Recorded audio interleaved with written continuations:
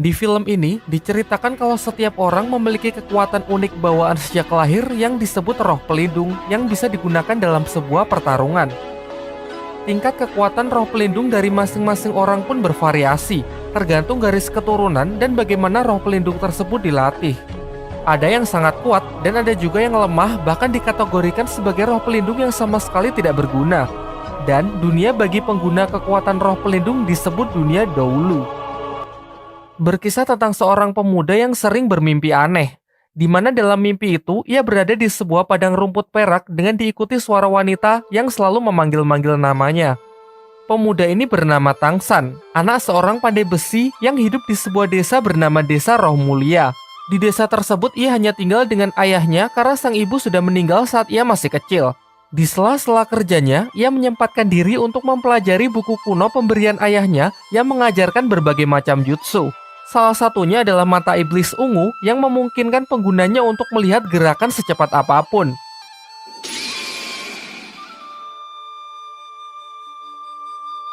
Diceritakan suatu ketika dalam perjalanan pulang, Tangsan bertemu dengan siluman laba-laba yang hendak memangsanya. Awalnya Tangsan lari ketakutan hingga ia memutuskan menggunakan kekuatan yang ia pelajari dari buku ayahnya dan berhasil membutakan siluman laba-laba tersebut. Namun sayangnya itu saja masih belum cukup karena penciuman dari siluman laba-laba itu sangatlah tajam. Beruntung seorang pria misterius datang dengan kekuatannya, ia berhasil mengusir siluman itu. Tangsan dibuat sangat terkejut melihat orang tersebut yang bisa mengubah tangannya menjadi cakar serigala. Sampai pria ini memperkenalkan dirinya yang diketahui bernama Suyanto dan menjelaskan bahwa kekuatannya disebut roh pelindung. Ia berasal dari suatu tempat di kota yang disebut Balai Roh Pelindung dan sedang ditugaskan untuk berkeliling mencari para calon murid baru. Kemudian ia menyatakan lumayan terkesan melihat kemampuan bertempur Tangsan yang bahkan belum membangkitkan kekuatan roh pelindungnya, tetapi sudah mampu membutakan mata siluman roh. Sesampainya di rumah, Tangsan menceritakan mengenai kejadian yang baru saja ia alami kepada ayahnya. Tetapi sang ayah terlihat cuek dan sama sekali tidak peduli. Lalu Tangsan juga mengatakan mimpi yang selalu menghantuinya belakangan ini, apakah ini berkaitan dengan ibunya.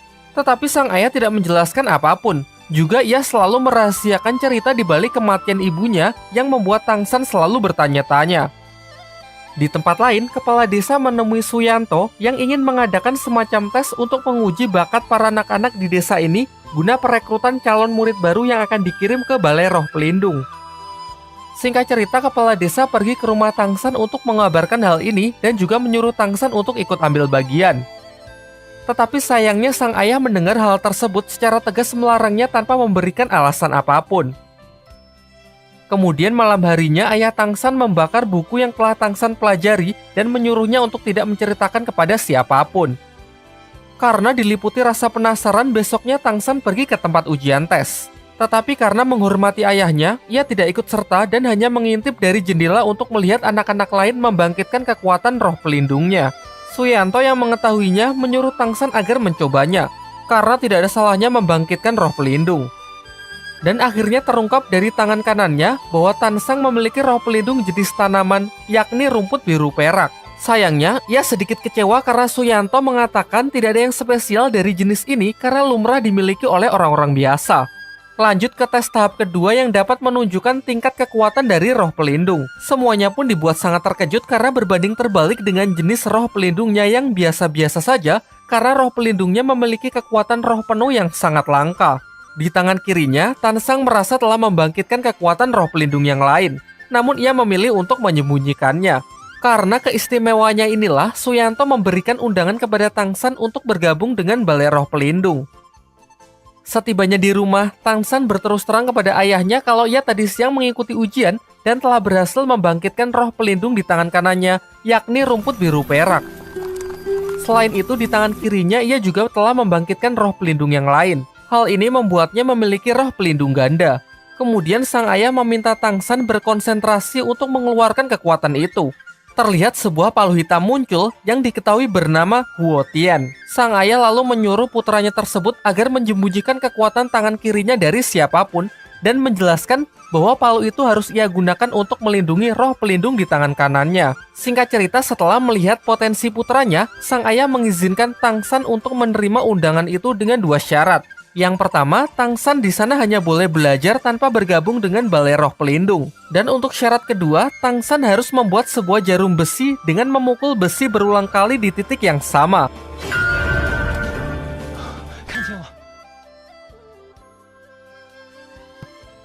Singkat cerita, dengan kerja kerasnya menempa besi itu berhari-hari, Tangsan berhasil membuat jarum besi tersebut.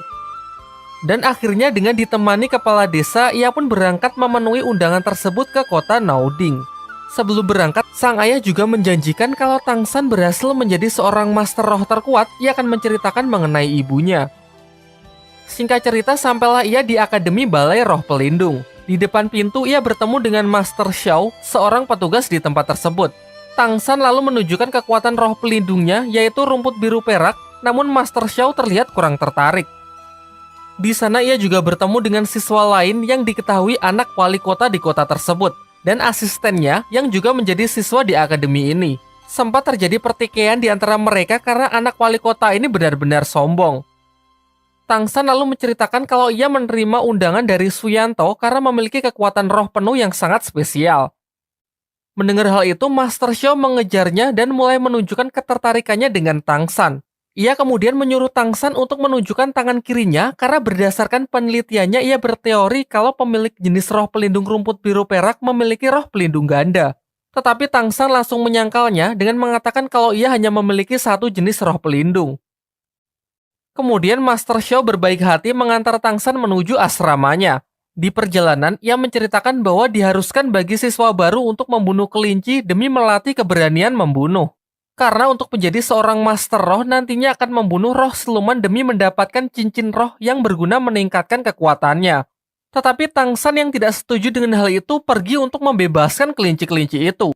Menurutnya membunuh tanpa alasan yang jelas adalah bentuk penyiksaan. Kekuatan sejati bukan untuk membunuh, melainkan untuk melindungi. Ia menentang anak wali kota yang membuat hubungan mereka semakin memanas. Terlihat dari kejauhan, seorang gadis bernama Xiaowu juga merupakan siswa baru, mengamati mereka dan cukup terkesan dengan sikap baik hati Tangsan. Setibanya di asrama, Tangsan bertemu dengan siswa baru yang bernama Waseng yang memiliki kekuatan roh pelindung harimau. Ia mengklaim kalau dirinya adalah yang terkuat sehingga ia sangat layak menjadi ketua asrama. Tak lama setelah itu, Xiaowu datang dan mengatakan bahwa ia juga akan tinggal di asrama tersebut dan akan tidur di sebelah Tangsan. Namun selaku ketua asrama, Waseng menolak hal itu. Sampai akhirnya Xiaowu menantangnya bertarung untuk memutuskan siapa yang akan menjadi ketua. Semuanya pun dibuat sangat tercengang karena bahkan tanpa kekuatan roh pelindungnya, Xiaowu bisa menang telak.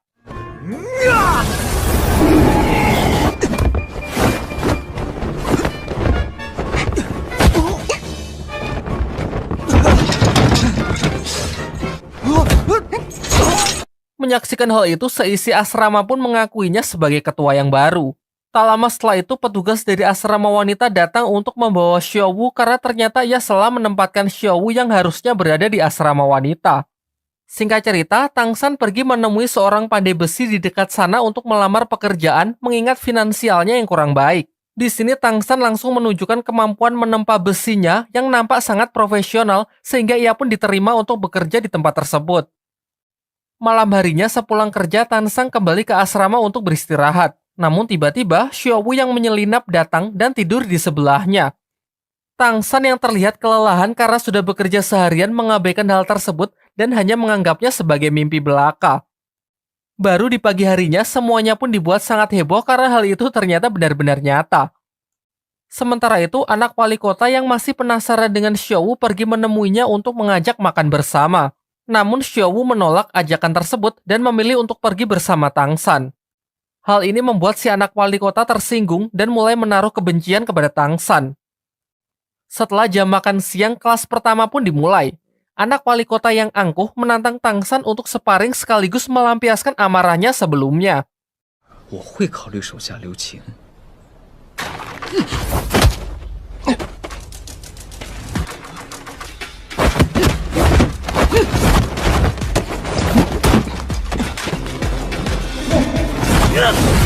Akan tetapi, ia justru dipermalukan karena Tansang yang terlihat lebih unggul berkat hasil latihan di desa menggunakan buku pemberian ayahnya.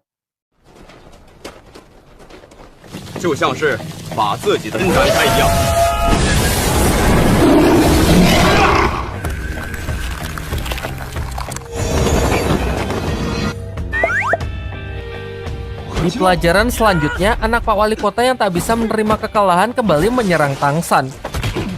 Namun hasilnya pun tetap sama saja. Kali ini Xiaowu juga membantu untuk memberi pelajaran anak sombong tersebut.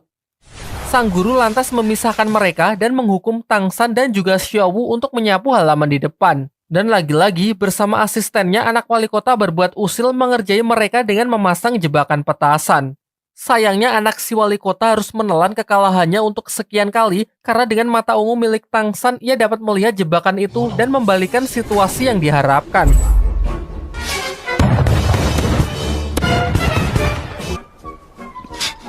Kembali ke dalam kelas, semua siswa menunjukkan kekuatan roh pelindungnya masing-masing. Tangsan juga memperlihatkan roh pelindungnya yang berupa rumput biru perak yang kemudian meminta sang guru untuk melatihnya agar bisa digunakan dalam pertempuran. Namun sang guru malah mengatakan kalau roh pelindung rumput adalah roh pelindung terlemah yang sama sekali tidak berguna dalam pertempuran. Lantas ia pun menyarankan Tangsan untuk menjadi master teori saja untuk menjadi seorang guru. Merasa tak puas dengan jawaban itu, Tangsan pergi menemui Master Xiao untuk meminta pendapatnya. Dan benar saja, Master Xiao memiliki pandangan berbeda dengan mengatakan tidak ada roh pelindung yang tidak berguna, yang ada hanya penggunanya saja yang tidak bisa memaksimalkan kekuatan roh pelindungnya. Ia kemudian menyarankan Tangsan agar berkonsentrasi untuk mengamati karakteristik dari roh pelindungnya.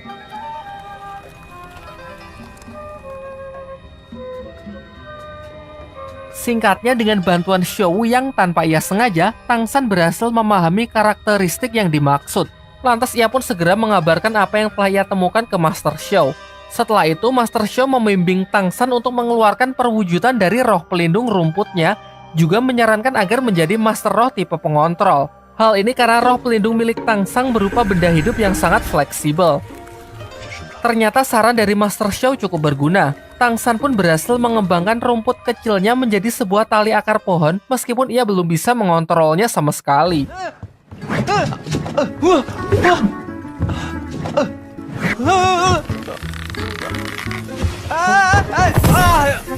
Keesokan harinya, Tangsan dan Xiaowu pergi ke akademi untuk menghadiri acara pemilihan perkumpulan ketua Master Roh Akademi. Di perjalanan, perhatian mereka dialihkan dengan arak-arakan heboh yang diketahui rombongan yang mengawal sang wali kota. Xiaowu sangat geram melihat kelakuan rombongan tersebut yang sangat barbar merusak apapun yang mereka lewati. Bukankah sebagai seorang pemimpin harus mencerminkan sikap baik dan peduli terhadap rakyatnya? Namun di sini yang terlihat sangatlah berbeda. Singkat cerita, mereka pun sampai di akademi. Namun sayangnya mereka tidak tahu kalau acara tersebut dimajukan dan sudah selesai dengan menjadikan anak Pak Wali Kota sebagai ketua perkumpulan Master Roh di akademi.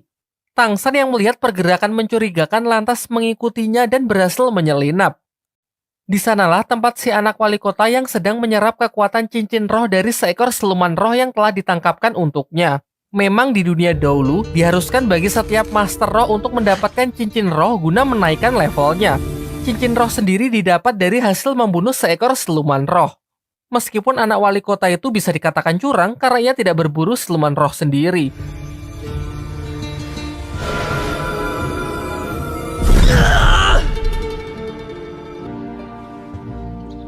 Malam harinya, Tangsan menemui Master Xiao agar membantunya berburu cincin roh pelindung yang cocok untuknya. Singkatnya, Master Xiao bersedia untuk membantu. Ia kemudian mengeluarkan roh pelindungnya yang ia panggil Lao Shipao yang berwujud anjing berhidung babi untuk ditukarkan dengan tiket masuk hutan berburu. Diketahui bahwa hutan berburu merupakan tempat tinggal dari banyak siluman roh. Di perjalanan, Master Xiao mengatakan kalau transaksi ini hanyalah sebuah trik, karena roh pelindungnya pasti akan kembali tak peduli dimanapun ia ditinggalkan. Singkat ceritanya lagi, mereka pun diperbolehkan masuk setelah menunjukkan tiket mereka kepada para petugas yang berjaga di depan gerbang. Terlihat juga Tangsan membawa gerobak berisi banyak lobak yang Master Xiao katakan akan berguna di dalam hutan. Di waktu yang bersamaan, anak wali kota datang ke asrama untuk mencari Tangsan berniat menantangnya. Namun Tangsan tidak ada di sana. Dan ia mendapatkan informasi kalau Tangsan sedang berada di hutan berburu untuk mencari siluman roh. Bersama asistennya, ia pun bergegas menyusulnya. Kembali ke hutan berburu, saat sedang beristirahat, mereka sudah disambut oleh serangan siluman roh yang berwujud serigala hitam. Master Xiao lalu membunuhnya dan menjelaskan bahwa warna dari setiap cincin roh menunjukkan usia dari siluman roh tersebut. di mana umur puluhan tahun berwarna putih, ratusan tahun berwarna kuning, ribuan tahun berwarna ungu, puluhan ribu tahun berwarna hitam, dan ratusan ribu tahun berwarna merah. Semakin tua usia siluman roh, maka semakin kuat pula kekuatan dari roh cincin pelindungnya. Namun ada batasan tertentu seseorang bisa menyerap kekuatan dari cincin roh. Maksudnya, jika seseorang menyerap cincin roh di luar batas kemampuan tubuhnya, maka tubuhnya akan hancur. Sementara itu, anak wali kota beserta rombongannya juga sudah sampai di hutan berburu menggunakan tanda bangsawannya yang membuat ia bisa masuk keluar sesuka hatinya. Kembali ke hutan berburu, saat sedang beristirahat, mereka dikejutkan dengan kemunculan Xiaowu yang sedari awal bersembunyi di gerobak Tang San. Di tengah obrolan mereka, serigala hitam yang sebelumnya dikalahkan kembali datang dengan jumlah yang cukup banyak untuk menyerang mereka. Xiaowu pun kemudian mengajak Tang San lari dan sengaja berpisah dengan Master Xiao karena ia curiga kalau Master Xiao hanya memanfaatkan Tang San sebagai bahan penelitiannya tentang teori cincin roh. Sementara itu, anak wali kota beserta rombongannya juga sudah sampai di hutan berburu. Di sana ia pun berhasil menemukan Tang San dan Xiaowu yang sudah terpisah dari Master Xiao. Si anak wali kota yang sangat membenci Tang San karena selalu mempermalukannya di depan umum, mengancam akan membunuhnya. Namun ia memberinya pilihan. Jika Tang San menyerahkan Xiaowu dan bersedia menjadi bawahannya, maka ia akan memaafkannya dan melupakan semua yang telah terjadi. Pilihan Tan Sang pun sudah jelas, ia pun melakukan perlawanan meskipun kalah dari segi jumlah. Tiba-tiba di tengah kericuhan mereka, Lao Xingpao, roh pelindung milik Master Xiao muncul dari semak-semak yang diikuti roh siluman ular yang diperkirakan berusia ratusan tahun.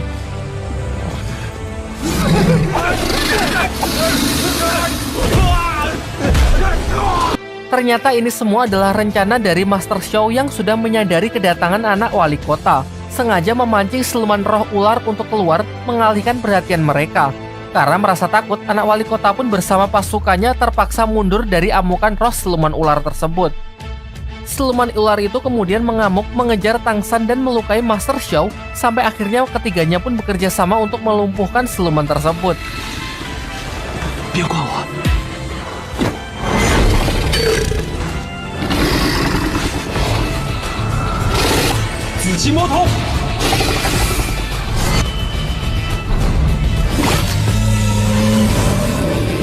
Master Xiao lalu menyuruh Tang San untuk menyerap cincin roh dari sang siluman ular tersebut.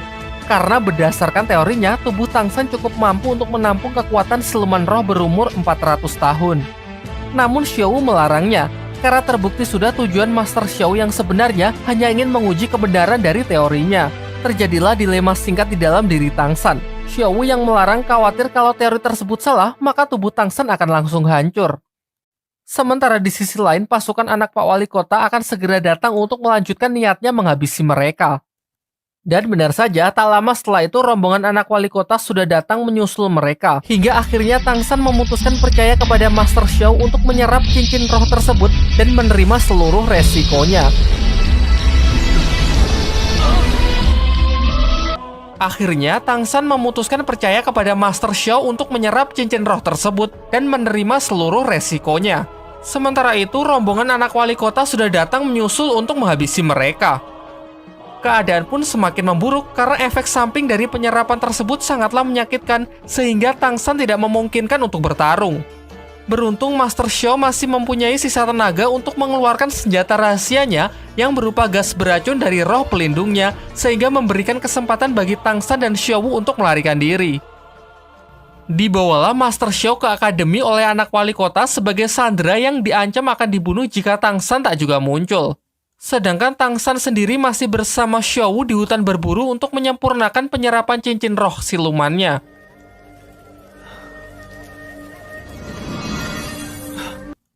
Singkatnya, setelah melewati masa kritis, ia pun berhasil mengkombinasikan kekuatan cincin roh siluman ular dengan roh pelindung rumput peraknya yang menghasilkan kemampuan tali akar beracun. Sementara tanpa sepengetahuan dari Tang San, Xiaowu juga berhasil mendapatkan cincin roh silumannya dari segerombolan serigala hitam yang berhasil ia jinakkan. Setelah kembali ke akademi, Tang San mendapatkan informasi dari Hua Sheng kalau anak Pak Wali Kota menyekap Master Xiao di belakang gedung akademi. Tanpa pikir panjang, ia pun bersama Xiaowu segera pergi untuk menyelamatkannya.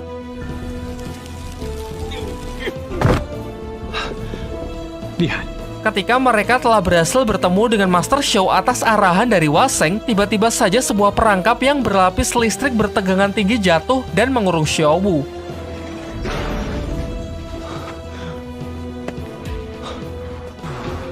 没事，掰弯就好了。 别碰炉子，小五！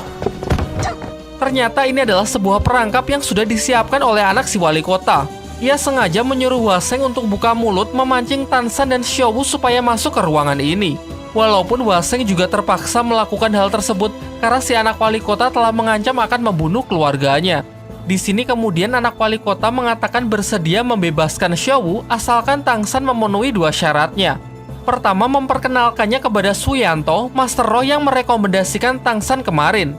Dan syarat kedua, Tangsan harus bersedia menjadi bawahannya untuk selamanya. Namun Tangsan dengan tegas menolak dan lebih memilih untuk membebaskan Xiao Wu dengan caranya sendiri. 你在干什么？ Ternyata ia nekat menghancurkan kurungan listrik tersebut menggunakan roh pelindung rumputnya. Meskipun dikatakan mustahil, nyatanya ia berhasil membukanya.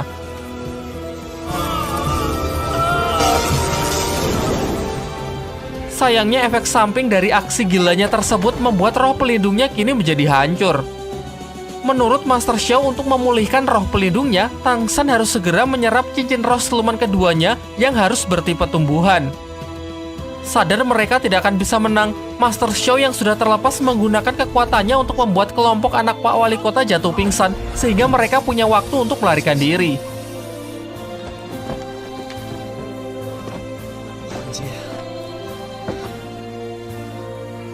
Tak lama setelah itu, efek gas tersebut perlahan mulai hilang, dan Waseng lah yang pertama kali tersadar. Dirinya yang telah dibutakan dengan dendam dan kebencian menggunakan kesempatan ini untuk membunuh anak wali kota demi memastikan keluarganya akan tetap aman. Saat bala bantuan sudah datang, tidak ada satupun saksi mata yang melihat pembunuh dari anak wali kota. Asistennya yang baru tersadar menduga kuat kalau Tangsanlah pelakunya. Sementara itu, Tangsan, Xiao Wu, dan Master Xiao pergi ke desanya Tangsan untuk mencari tempat yang aman. Di sana mereka bertemu dengan ayahnya Tangsan yang ternyata diam-diam selalu mengikuti mereka sehingga ia tahu kronologi yang sebenarnya. Lantas ia segera menyuruh Xiao Wu dan putranya tersebut untuk segera melarikan diri karena ia tahu bahwa pemerintah tidak akan mengampuni mereka. Tangsan dan Xiao Wu kemudian bertemu dengan kepala desa. Sang kepala desa memberitahukan kalau mereka kini sedang diburu oleh pihak pemerintah karena dituduh telah membunuh anak wali kota. Tangsan yang merasa tak bersalah memutuskan untuk menyerahkan dirinya agar masalah ini cepat selesai. Namun utusan dari wali kota mengatakan kalau nyawa 2 orang saja belum cukup untuk membayar kematian dari si anak wali kota. Lantas ia ingin membunuh seluruh keluarga Tangsan beserta penduduk desa ini. Dari sini terungkap juga identitas ayah Tangsan yang sebenarnya, orang yang sangat berpengaruh di dunia dahulu. Namun karena suatu alasan ia memilih untuk mengasingkan diri dan memutuskan membesarkan putranya di desa terpencil ini. Sementara itu, ayah Tangsan yang tahu kalau roh pelindung putranya sudah hancur, membuka sebuah segel di bawah rumah yang di sana tersimpan siluman roh bertipe tumbuhan peninggalan dari ibu Tangsan. Kemudian ia mempercayakan masalah ini kepada Master Xiao, sedangkan dirinya sendiri akan pergi ke kota untuk menyelesaikan akar dari permasalahan. Selepas itu, Master Xiao segera kembali untuk membangkitkan roh siluman rotan yang tadi sudah dibuka segelnya oleh ayah Tangsan. Ia berencana memanfaatkan amukan dari siluman tersebut untuk mengalihkan perhatian dari pasukan utusan wali kota.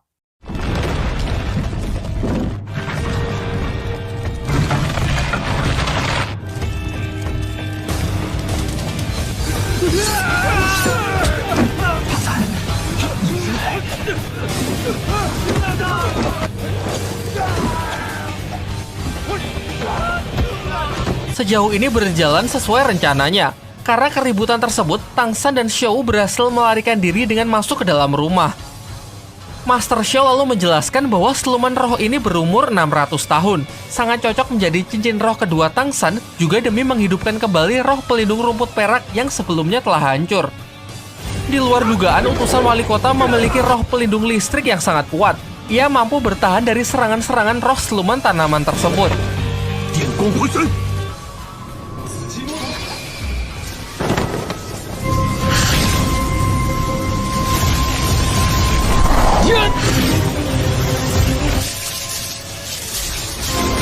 成功了！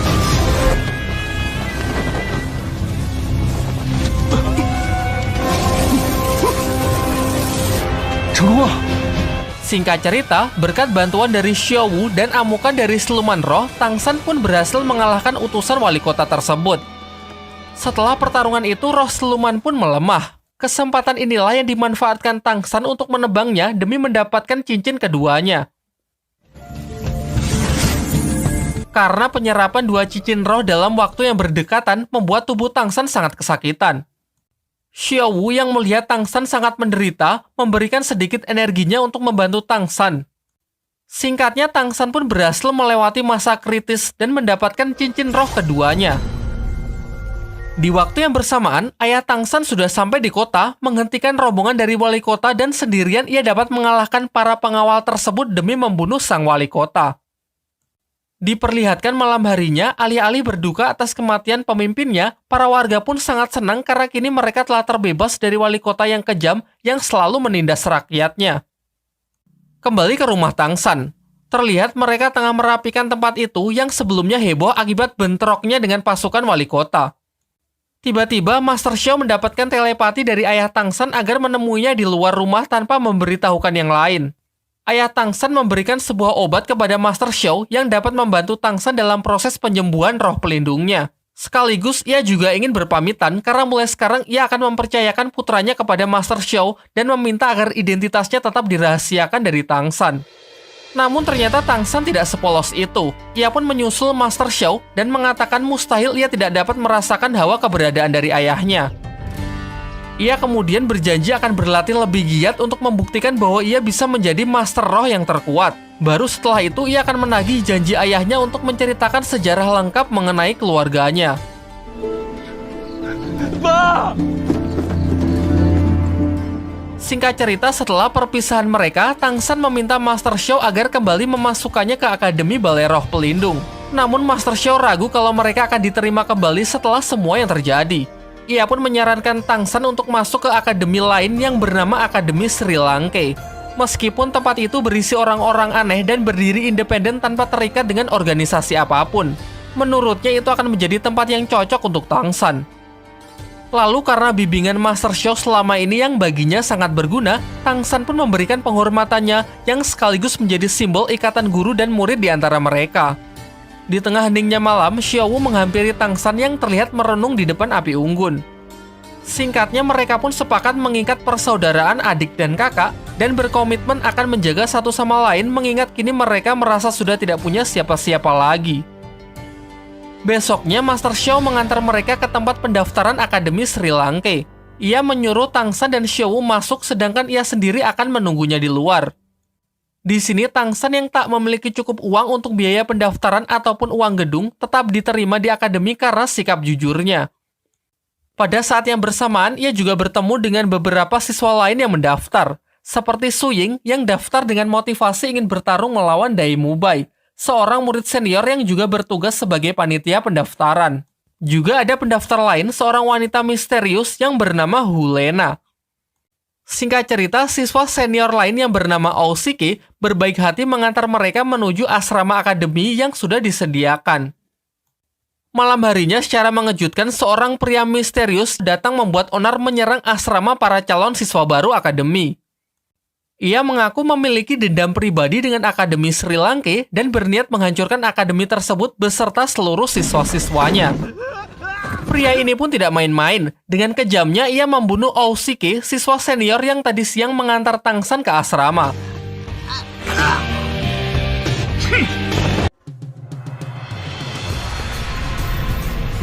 Menyaksikan hal itu, Tang San jelas tak tinggal diam. Bersama Xiao Wu dan murid baru lain yang bernama Su Ying pun melakukan serangan kombinasi untuk berusaha melumpuhkan pria tersebut. Sayangnya pria ini sangatlah kuat. Tak ada serangan mereka yang sanggup melukainya karena nampak mereka yang berada di level yang berbeda. Dari kejauhan, murid baru lain yang bernama Hulena cuma mengamati pertarungan mereka tanpa ingin terlibat sama sekali.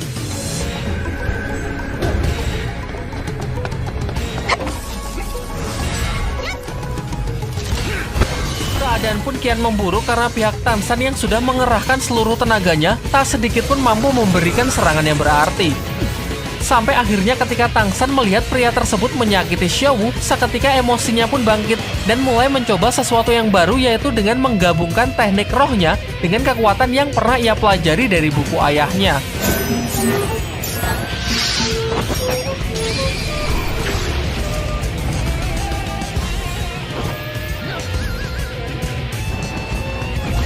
Karena semakin terdesak, ia juga memutuskan untuk menggunakan kekuatan yang selama ini ia sembunyikan, yaitu roh pelindung di tangan kiri, palu hitam Guotian. Sontak serangan kejutnya itu pun mengenai wajah pria itu dan mampu memberikan serangan yang cukup berarti. Pria tersebut pun juga tak menahan diri lagi, dengan menunjukkan kekuatannya yang sebenarnya memiliki 7 cincin roh. Namun di puncak pertarungan tiba-tiba ia malah menghentikan pertarungan tersebut. Dan ternyata baru terungkap bahwa pria tersebut adalah seorang master roh yang memang ditugaskan untuk menguji para calon siswa baru demi mengetahui kemampuan dan kelayakan mereka masing-masing. Dai Mubai, siswa senior yang menghampiri mereka, memberikan tanggapan yang kurang baik kepada Tang San. Karena dalam pertarungan tersebut ia menggunakan teknik yang menurutnya sangat aneh. Akan tetapi sang penguji berpendapat lain. Ia pun memberikan penilaian positifnya untuk para calon siswa baru yang sudah berusaha keras dengan mengatakan bahwa mereka layak menjadi seorang master roh di masa depan.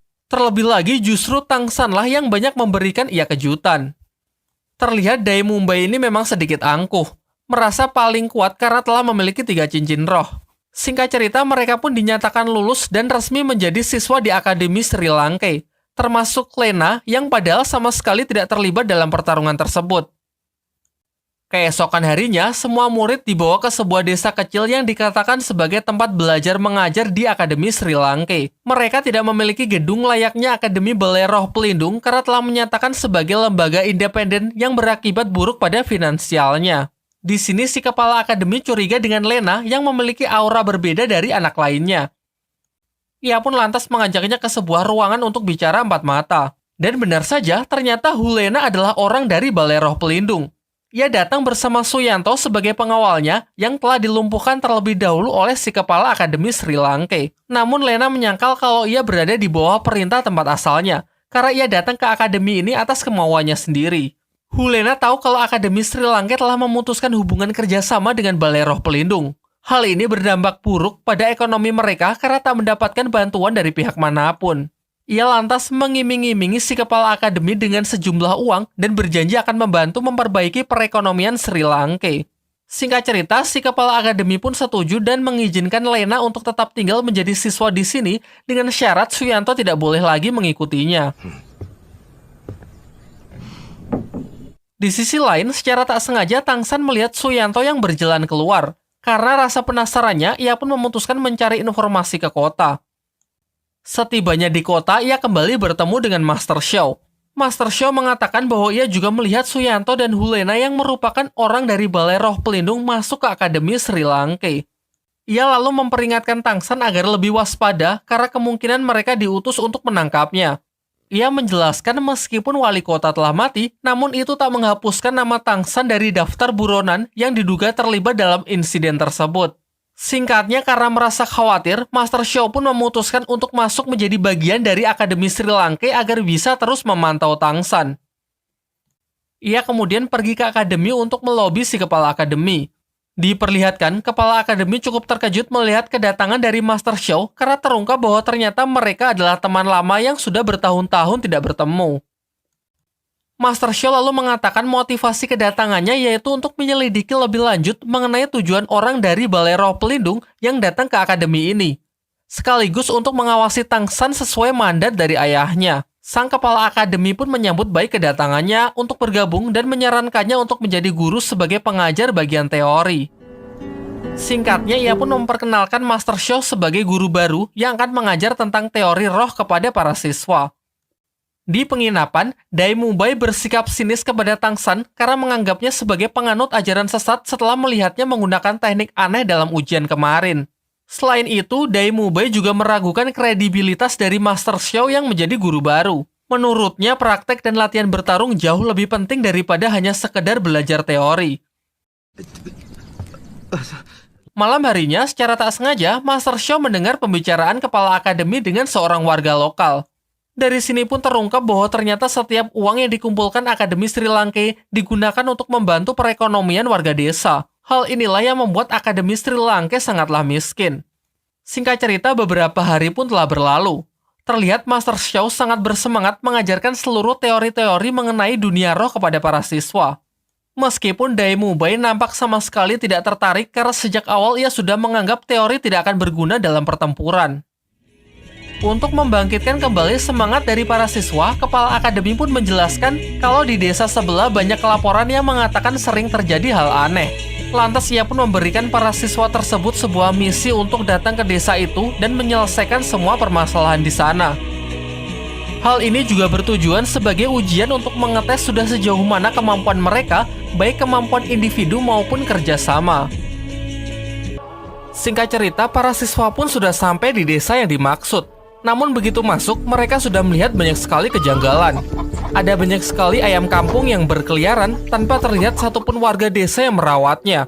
Jauh masuk ke dalam, mereka menemukan sebuah rumah bekas terbakar yang memancarkan aura misterius. Lantas untuk menjawab semua rasa penasaran, mereka pun sepakat untuk menanyakan hal ini kepada sang kepala desa. Pada awalnya si kepala desa mengatakan kalau sama sekali tak ada yang aneh dengan desanya.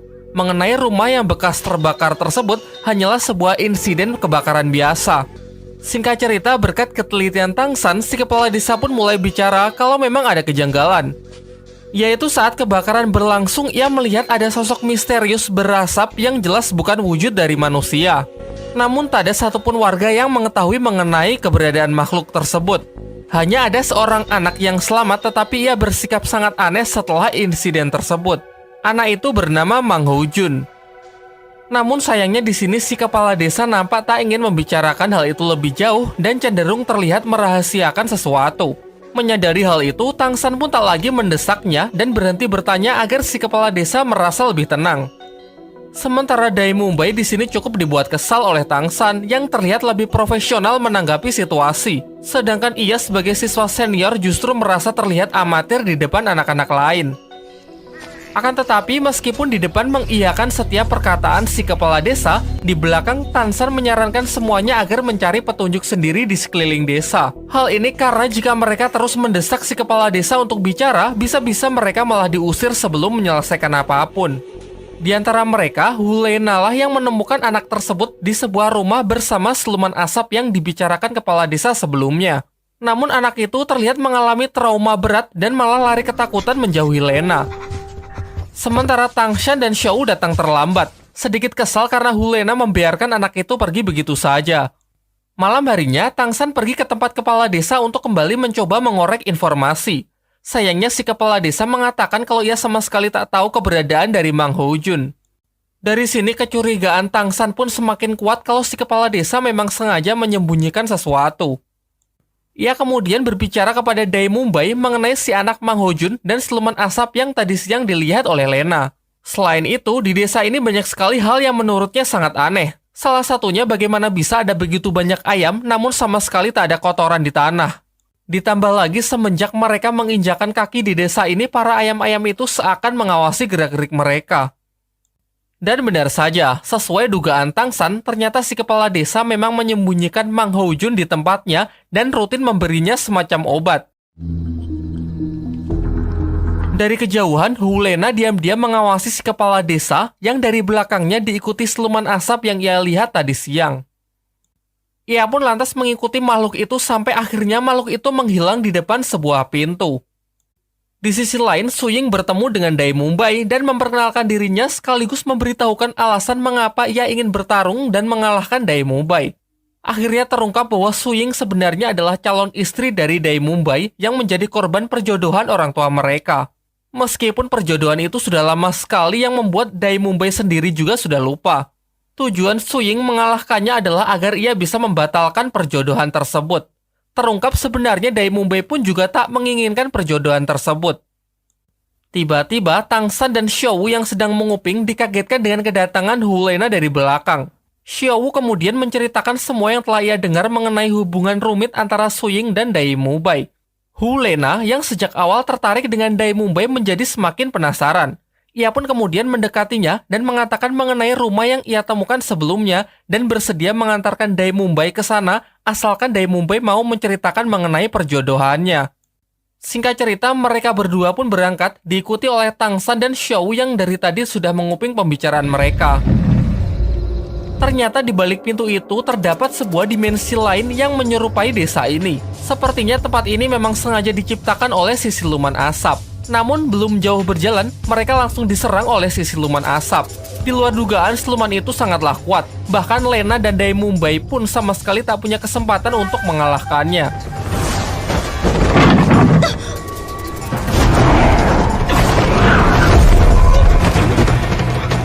Tang San yang menyusulnya mendapati Dai Mumbai yang sudah terluka dan tidak sadarkan diri. Lantas ia pun segera membawa Dai Mumbai keluar dari dimensi tersebut untuk kembali ke desa. Keesokan paginya, Dai Mumbai sudah siuman berkat kekuatan roh pelindung dari Ousike yang ternyata bertipe penyembuh. Setelah bangun, Dai Mumbai menceritakan apa yang telah ia alami dalam dimensi itu. Di sana, ia dan Lena bertemu dengan si siluman asap dan terjadilah pertarungan singkat yang membuatnya terluka. Setelah itu, mereka melanjutkan pencarian Mang Houjun yang diduga kuat disembunyikan di rumah si kepala desa. Dan benar saja, kecurigaan mereka pun terbukti saat diperiksa di belakang rumah mereka berhasil menemukan Mang Houjun yang nampak sedang dikurung di sana. Ketika Tang San mencoba memperkenalkan diri bahwa mereka bukanlah orang jahat dan sengaja datang untuk membantu mengusir siluman jahat, namun Mang Houjun langsung berkata tegas kalau makhluk itu adalah ayahnya. Seorang master roh yang gagal bermutasi sehingga dimakan oleh roh pelindungnya sendiri membuatnya berubah menjadi siluman. Singkat cerita, berkat bujukan dari Tang San, Mang Houjun pun perlahan mulai tenang dan bersedia untuk bekerja sama dengan mereka. Ia pun kemudian menceritakan mengenai peristiwa kebakaran tersebut dan si kepala desa yang selama ini menyuruhnya untuk tetap bersembunyi. Sampai diajaklah Mang Houjun ke ruangan dimensi untuk mencari siluman asap yang dikatakan sebagai ayahnya. Di waktu yang bersamaan, si kepala desa yang sudah menyadari pergerakan Tang San dan kawan-kawan memberikan obat tidur kepada Ousike yang ditugaskan tetap tinggal di desa dengan tujuan mengawasi gerak-geriknya. Sementara itu, kelompok Tang San akhirnya berhasil bertemu dengan si siluman asap dan mencoba mengajaknya bicara. Namun Dai Mumbai yang tak sepaham dengan Tang San malah langsung menyerang makhluk tersebut sehingga pertarungan pun kembali terjadi.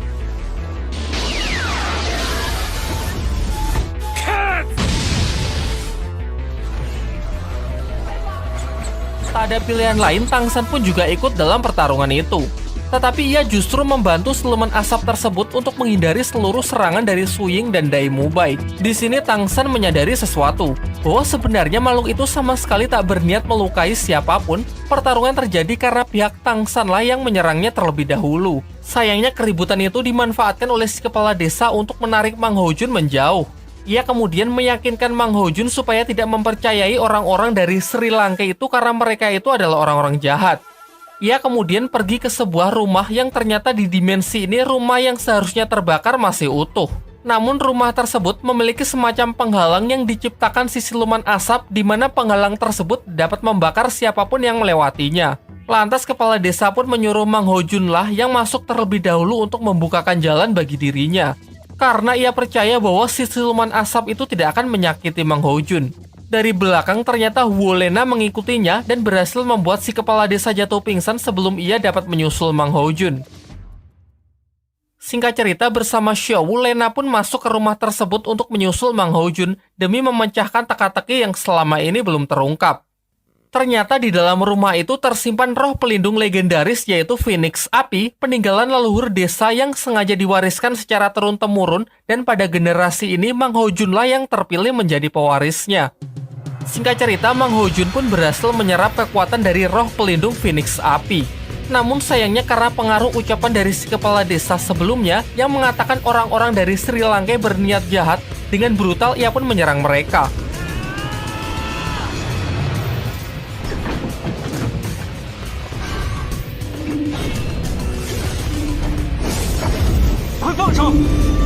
Selain itu, Mang Houjun yang belum bisa mengendalikan kekuatannya benar-benar menyerang dengan brutal. Meskipun pihak Tang San sudah berusaha keras untuk menekannya, namun kekuatan Mang Houjun sangatlah powerful karena dia sendiri sama sekali belum bisa mengendalikannya.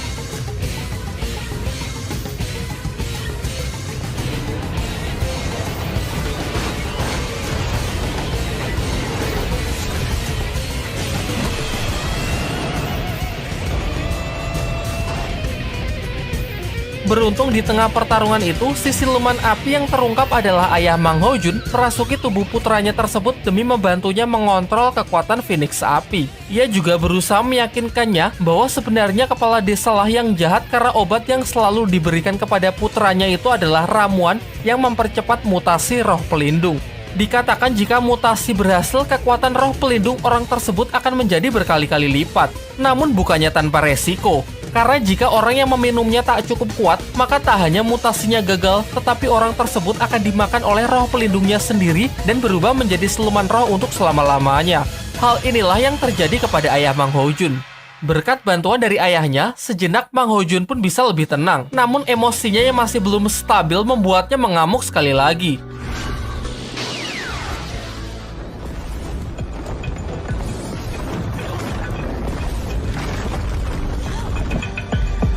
Untung saja di saat-saat genting, si kepala akademi pun datang dan berhasil menghentikan kekuatan liar dari Mang Hojun. Kemudian si kepala akademi menjelaskan bahwa kekuatan dahsyat Mang Hojun yang lepas kendali jika dibiarkan akan sangat berbahaya. Sehingga ia harus segera disadarkan atau pilihan terburuk jika kesadarannya tak juga kembali, maka satu-satunya jalan adalah dengan membunuhnya. Mendengar hal itu, Tang San pun segera mendekati Mang Hojun untuk menghindari pilihan terburuk. Meski itu dapat melukai dirinya agar Mang Hojun bisa tersadar. Ia lantas berusaha meyakinkannya bahwa Mang Hojun kini tak lagi sendiri. Ia akan memberinya sebuah rumah dan orang-orang di akademi akan menjadi keluarganya. Usaha Tang San pun tak sia-sia. Pengorbanannya tersebut menyentuh hati Mang Hojun sehingga ia bisa lebih tenang dan kekuatannya menjadi lebih stabil. Setelah insiden itu, mereka pun kembali ke desa untuk menginterogasi si kepala desa apa motivasinya dan dari mana ia mendapatkan obat mutasi tersebut. Si kepala desa mengungkapkan bahwa ia ingin mengembalikan desa ini di masa keemasannya dengan melahirkan master roh terkuat. Tujuannya tersebut didukung oleh orang yang bernama Bule dengan memberikan obat mutasi yang rutin ia berikan kepada Mang Hojun. Ia juga mengatakan kalau ia menemui Bule di kota, tepatnya sebuah tempat bernama Arena Pertandingan Roh. Singkat cerita, Mang Hojun pun percaya kepada Tang San, bersedia ikut bersama mereka untuk memulai hidup baru dan tinggal di Akademi Sri Lanka sebagai siswa baru. Beberapa hari pun telah berlalu. Suatu pagi, akademi mereka didatangi oleh seorang wanita yang berasal dari klan Cahaya Kibau, merupakan salah satu klan terkuat di dunia dahulu. Diketahui wanita tersebut bernama Ning Rongrong. Namun pertemuan mereka dikacaukan oleh Mang Hojun yang kembali kambuh dengan roh pelindung Phoenix-nya yang lepas kendali. Melihat hal itu, Dai Mumbai pun segera beraksi untuk menghentikan amukan kekuatan api tersebut.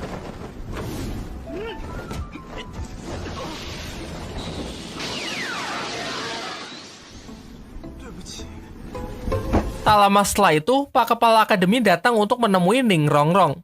Ning Rongrong lalu memperkenalkan diri dan memberikan surat dari ayahnya yang berisi permohonan agar putrinya bisa diterima sebagai siswa di Akademi Sri Lanka. Catatan, jika ia diterima, maka seluruh hutangnya di klan Cahaya akan dianggap lunas. Tanpa pikir panjang, ia pun langsung menerimanya di Sri Lanka dan meminta Aosike untuk menemani latihan pertamanya, yaitu lari mengelilingi desa sebanyak 20 kali. Namun baru dapat satu putaran, Rongrong pun sudah kelelahan dan menyuruh Aosike untuk melanjutkannya sendiri. Sementara ia akan melepas penat dengan jalan-jalan di kota. Di malam harinya, Pak Kepala Akademi mengumpulkan semua siswa untuk memberikan pelajaran pertama kepada Rongrong. Ia lalu menegurnya bahwa hari pertama saja Rongrong sudah berani membangkang dari tugas lari yang ia berikan. Nampaknya Rongrong ini adalah gadis yang sangat dimanjakan selama tinggal bersama klannya. Si kepala akademi pun kemudian bertindak tegas kepada Rongrong agar ia menunjukkan kelayakannya menjadi murid di akademi ini. Karena semua siswa di sini memiliki kemampuan. Ia mengancam jika Rongrong tak juga bisa didisiplinkan, maka segera kemasi saja barang-barangnya lalu tinggalkan Akademi Sri Lanka. Setelah keributan itu, Dai Mumbai pergi ke arena pertarungan roh di kota yang kemudian diikuti oleh anak-anak lain. Berbeda dari siswa-siswa lain yang tak ingin mencampuri masalah Ning Rongrong, Oishike datang menemui si kepala akademi untuk melobinya agar tidak mengusir gadis tersebut. Jelas kepeduliannya ini menunjukkan kalau diam-diam ternyata Oishike memiliki perasaan kepada Ning Rongrong. Pak Kepala Akademi lalu mengatakan bahwa ia hanya ingin memberi pelajaran gadis manja itu dan sama sekali tak berniat untuk mengusirnya. Oishike yang telah merasa lega pun menemui Rongrong untuk mencoba menenangkannya. Dari pembicaraan mereka terungkap bahwa Ning Rongrong sebenarnya juga tak ingin meninggalkan Akademi Sri Lanka. Lalu ia pun menunjukkan kekuatan roh pelindungnya yang berwujud pagoda cahaya 7 bintang. Ia lalu menjelaskan bahwa setiap tingkat dari pagoda itu memiliki kemampuan yang berbeda-beda. Meskipun sejauh ini ia cuma bisa menggunakan 2 tingkat saja, yaitu meningkatkan kekuatan fisik dan menambahkan movement speed kepada orang yang ia kehendaki. Sementara itu, rombongan Tang San yang telah sampai di kota ingin melanjutkan penyelidikannya mengenai kasus di desanya Mang Hojun. Ia berencana untuk mencari bule, orang yang memberikan obat mutasi kepada si kepala desa yang dikatakan berada di arena pertarungan roh. Namun Dai Mumbai tidak ingin ikut karena ia lebih tertarik dengan pertarungan di arena roh demi menguji kemampuannya. Singkat cerita, mereka memiliki sebuah ide, yaitu dengan berpartisipasi dalam arena pertarungan dan menggunakan kekuatan Mang Hojun untuk memancing orang yang mereka cari agar keluar dari tempat persembunyiannya. Mulailah mereka menjalankan rencananya tersebut dengan mendaftarkan Mang Hojun sebagai peserta di dalam ajang pertarungan tersebut. Beberapa kali ia masuk ke dalam arena dan menunjukkan kekuatan roh pelindungnya di depan semua orang. Namun bule tak juga terpancing keluar. Di sini sebenarnya orang tersebut sudah mendengar mengenai kedatangan Mang Hojun dan kekuatan Phoenix-nya. Namun ia tidak gegabah dan lebih memilih untuk mengamatinya terlebih dahulu. Keesokan paginya, semua siswa dikumpulkan untuk mempertanggungjawabkan perbuatannya semalam. Ternyata berita mengenai roh pelindung api yang mengamuk di kota sudah menyebar luas dan sampai ke telinga sang kepala akademi. Dai Mumbai lah orang pertama yang paling ia salahkan, mengingat bahwa seharusnya sebagai siswa senior bisa memberikan contoh yang baik. Sementara Mang Hojun yang semalam mengamuk memperkenankan untuk bersedia dikeluarkan dari Akademi Sri Lanka. Namun Pak Kepala Akademi tak mensetujuinya dengan alasan bahwa Mang Hojun belum melunasi biaya pendaftaran. Di sisi lain, Master Xiao memiliki pendapat lain. Menurutnya ide Tang San untuk menggunakan Mang Hojun sebagai umpan demi mengungkapkan lebih jauh mengenai kasus obat mutasi roh bukanlah ide yang buruk. Ia pun menyarankan agar misi ini dilanjutkan sampai tuntas dengan syarat mereka dilarang bertindak gegabah dan harus segera melapor ke akademi jika telah menemukan orang yang bernama Bule. Demi untuk melanjutkan misi tersebut, Mang Hojun dilatih untuk mengendalikan kekuatan roh pelindungnya agar insiden amukannya di kota tak terulang kembali. Singkat cerita, berkat saran-saran yang diberikan oleh Master Xiao, Mang Hojun pun menunjukkan peningkatan yang lumayan melalui pengontrolan emosi yang baik. Ia bisa mulai membatasi seberapa besar ia ingin mengeluarkan kekuatannya. Diperlihatkan juga, Dai Mumbai mulai bersimpati kepada Master Xiao mengenai pembelajaran tentang teori seputar dunia roh yang ternyata memang ada gunanya. Sementara itu, Oishike yang tengah mabuk asmara mondar-mandir membawakan makanan dan melayani si gadis manja, Ning Rongrong. Rongrong yang merasa risih mendengar keributan akhirnya keluar menghampiri Mang Hojun yang tengah berlatih keras untuk mengendalikan kekuatan Phoenix-nya. Namun ia mengatakan bahwa latihan mereka ini percuma, karena menurutnya roh pelindung milik Mang Hojun itu memang tidak sempurna. Akan tetapi, Dai Mumbai malah berkata tidak akan ada usaha yang sia-sia. Ia pun tidak menghiraukan saran dari Rongrong dan tetap menyuruh Mang Hojun agar melanjutkan latihannya. Di malam harinya, Mang Hojun yang sudah merasa siap kembali datang ke arena pertandingan roh demi menuntaskan misi mereka.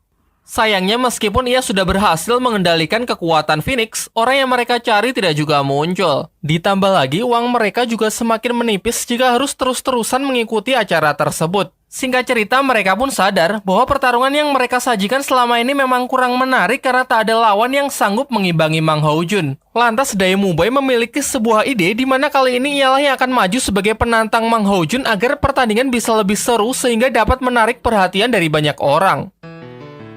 Malam harinya, mereka pun bertarung dengan meriah dan bisa membuat semua orang tertarik untuk menyaksikannya.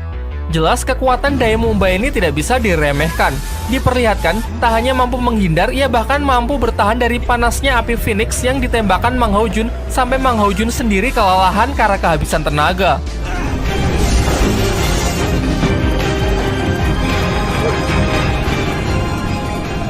Di jajaran para penonton terlihat Bule yang juga sangat terkesan menyaksikan pertarungan mereka. Namun di sini ia justru tertarik dengan Xiao Wu dan memerintahkan para anak buahnya untuk menculik gadis tersebut seusai pertarungan.